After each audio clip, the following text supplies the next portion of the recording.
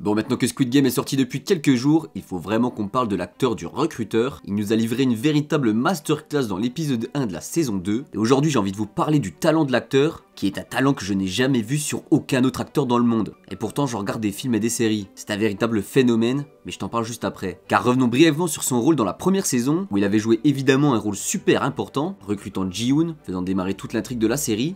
Il est vraiment passé à un autre niveau dans la deuxième saison. Car oui, dans la deuxième saison, quelques années sont passées, et Ji-Hoon est désespérément à la recherche de ce recruteur, afin de pouvoir l'interroger, et surtout qu'il l'amène à son chef, le fameux homme en noir. Et dans la vie comme dans la série, le travail paye, et les personnes engagées par Ji-Hoon le trouvent et le traquent, alors qu'il est en train de recruter dans le métro. On le voit ensuite aller acheter de la nourriture dans une boulangerie, et des tickets à gratter dans un bureau de tabac. Il se rend alors dans un parc, et propose soit manger soit gratter, à des personnes qui sont SDF. Évidemment, toutes les personnes prennent le ticket à gratter, et c'est là que ça part en cacahuète, et que les deux associés de Ji-Hoon veulent capturer ce fameux recruteur eux-mêmes, mais se font casser la figure.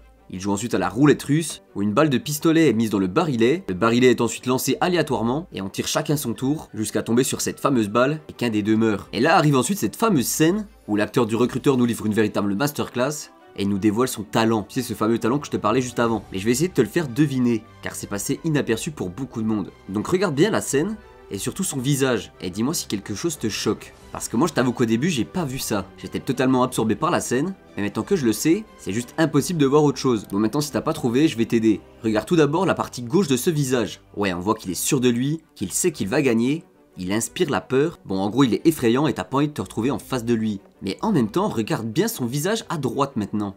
Et oui, et c'est là que tu vois qu'en fait il est terrifié à l'idée de mourir, qu'il sait que s'il perd il ira jusqu'au bout, et qu'il ne va pas chercher à essayer de tuer Ji-Hoon, autrement il donnerait tort à tous ses idéaux qui l'ont poussé à faire ce métier. Et maintenant voici les deux visages en même temps. Car oui, j'ai pas pris son visage à gauche à un moment et son visage à droite à un autre moment, c'est bien en même temps. Il arrive à faire totalement une asymétrie de son visage, et ça pour moi c'est du jamais vu. En tout cas comme ça je vois aucun acteur qui a déjà réussi à le faire, et où ça a pu me marquer. Et bon du coup je vous vois venir, vous vous dites peut-être que l'acteur a une particularité physique, ou qu'il est handicapé, ou autre chose. Eh bien non, pas du tout. L'acteur du recruteur s'appelle Gong-Yoo, il est également mannequin, il a 45 ans, et comme tu peux le voir, il a un visage tout à fait normal dans la vraie vie. Et il faut juste le reconnaître, il est hyper doué. Maintenant si tu veux voir un peu plus de Gong-Yoo, et que tu as adoré son personnage, eh bien je te conseille de regarder le film Dernier Train pour Busan. Le film a été nominé pour plusieurs récompenses, les critiques sont excellentes et il joue le personnage principal. C'est un film d'action d'horreur qui dure 1h58 et qui est interdit au moins de 12 ans. Et il est disponible sur plusieurs plateformes. Alors avais-tu remarqué le talent de Gong-Yoo? Et maintenant que tu l'as vu, qu'en penses-tu? Oublie pas de mettre un petit pouce bleu et de t'abonner.